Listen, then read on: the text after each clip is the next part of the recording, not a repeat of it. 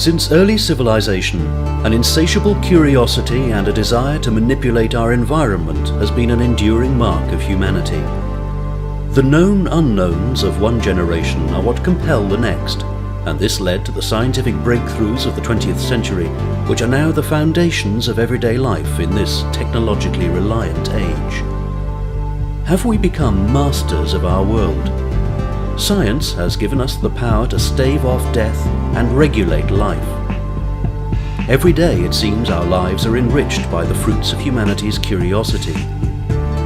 But what of the dark stains on human history which have resulted from scientific progress, or the abuses of ethics carried out in the name of science? Does the frontier of knowledge stand parallel to the threshold of what is acceptable?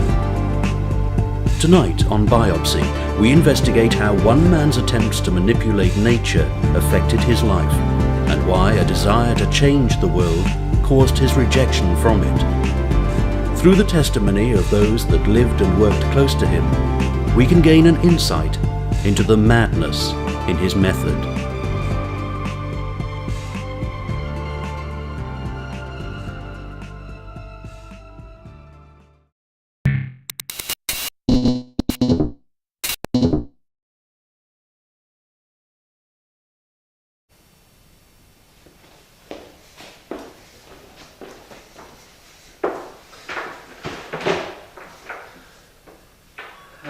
Hello, my name is Sebastian Cassidy. Today is the 28th of March. Current experiment is attempt number 17. The specimen we're using is a specimen we're using this time in a slightly larger way using the cats. So after a few equipment checks, we'll begin. So first the spectrometer here. In March 2013, Dr. Sebastian Cassidy shocked the world with an experiment that seemed as impossible as it was immoral. The seeds of his decline were sown in the closing months of 2012. Cassidy possessed one of the greatest contemporary scientific minds, but his gift was wasted when he was fired from the Ministry of Defence research laboratories for ethical malpractice. Whilst this behaviour caused outrage in the scientific community, the incident which followed would lead to his rejection from society as a whole. Upon graduating from Queen's College, Cambridge, Sebastian was flung into the ruthlessly competitive world of scientific research in the arms department of the MOD. It was in this environment that he proved himself to be unique, as was witnessed by his colleagues. Sebastian was a great asset to our biochemistry department. A lot of what we do here has to do with the investigation of new methodology, which can have implications for defence, so chemical warfare, toxins, that sort of thing. And although a lot of our funding does go towards military purposes, lots of what we do here can be seen reflected in public life, new medicines, technology, even cosmetics. And Sebastian was always a great advocate for the use of science to enhance people's daily lives, and he was practical and hardworking, something that pervaded everything he did for us. What about Sebastian as a person? In dealing with Sebastian's application to work for the Ministry of Defence research laboratories, his potential as an innovator stood out. The board made a unanimous decision that his vitality and freshness of approach was what got him the job, head and shoulders above the rest.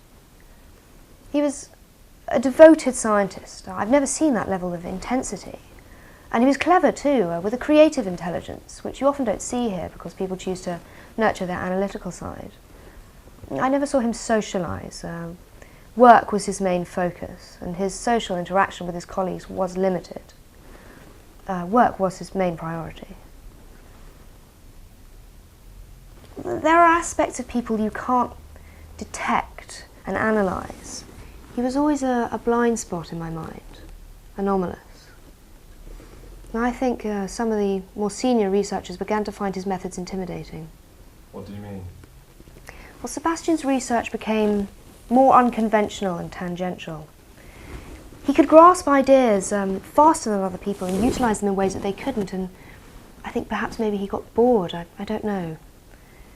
We began to notice a leaning towards parascience, pseudoscience, meticulous study of alchemical methodology. He couldn't sleep. We'd find him early in the mornings in the labs conducting experiments off record. He thought he was special, and he grew further and further away from his colleagues, brooding over some inscrutable purpose. Obsessed? Perhaps, yes. And again the board voted with a unanimous decision that it was his infatuation and misconduct that cost him the job. His methods were deemed unsound. During unemployment, Cassidy's behaviour became more erratic. By now a high-profile case, he proved a perplexing subject for the press. The controversy surrounding his experimentation encouraged reporters and activists alike to investigate. Attempts to shed light on his reclusive lifestyle were to prove futile. There he is! There he is! Dr. Cassidy? Mr. Cassidy would like to ask you a few questions, please. How do you respond to allegations of animal rights abuses? Dr. Cassidy, do you have any words for your ex-colleagues at the MOD? Don't the scientific community deserve to know what you're doing, Dr. Cassidy?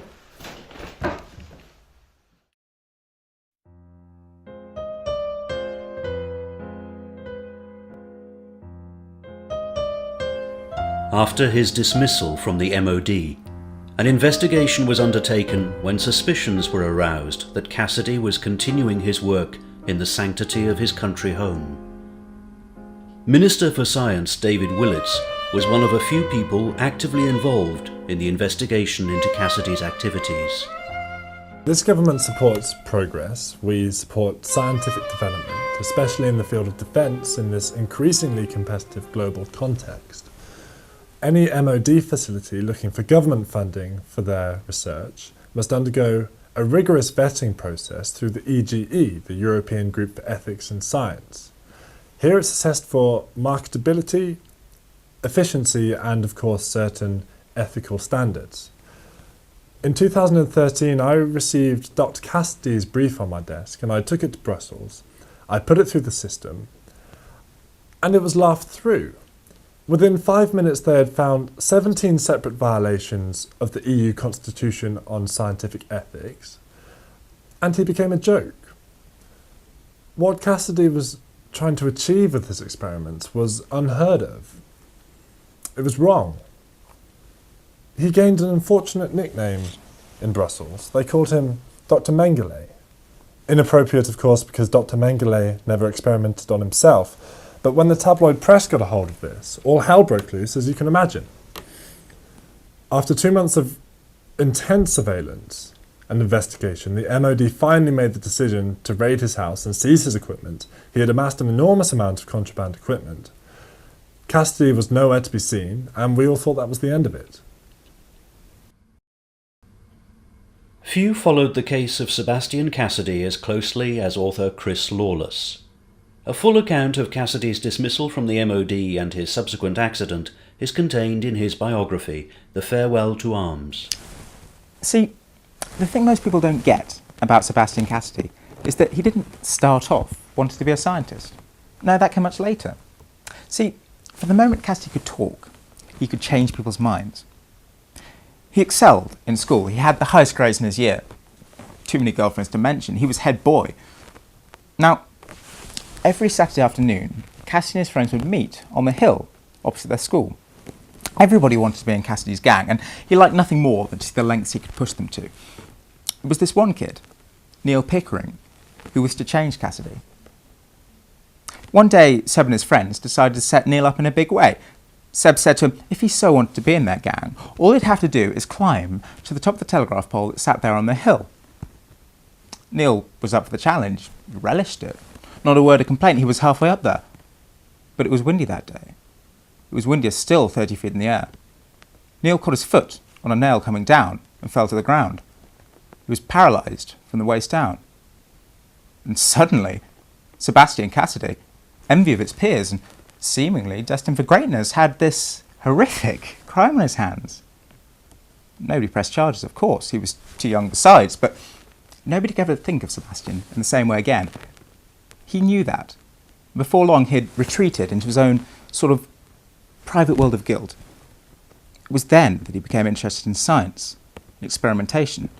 He'd spend hours alone, racking his brains, trying to think of some way to make up for it, some way to regain the humanity he felt he'd lost.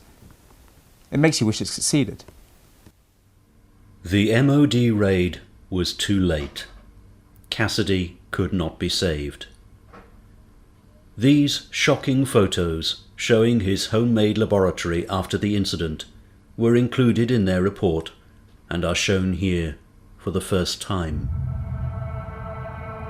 But this was not all investigators were to find at the scene.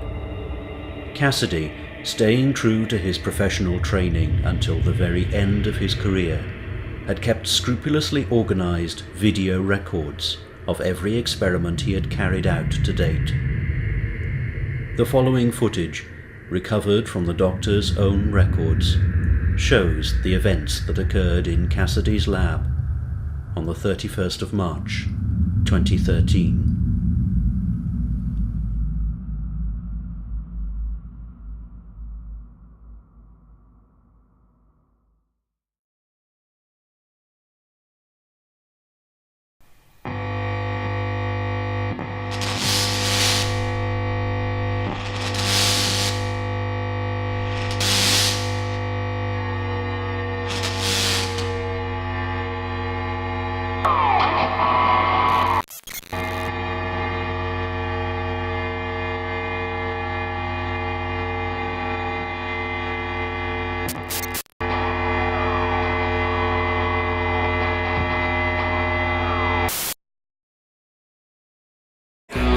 Wake up in the morning, well, go ahead with what you done. This used to be a life, but I don't need no other one. Oh, you like cutting up and carry on, well and gone. So how can I feel so lonely when you're up, getting down?